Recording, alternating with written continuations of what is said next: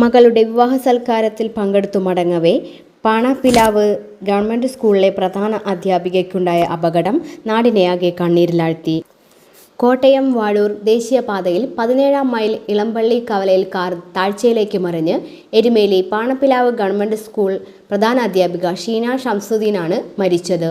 മകളുടെ വിവാഹ സൽക്കാരത്തിൽ പങ്കെടുത്ത് മടങ്ങുന്നതിനിടെയാണ് അപകടം. ഞായറാഴ്ച കാഞ്ഞിരപ്പള്ളി പൊടിമറ്റം സെന്റ് മേരീസ് ഓഡിറ്റോറിയത്തിലായിരുന്നു മകൾ നെഹ്ലയുടെ വിവാഹം.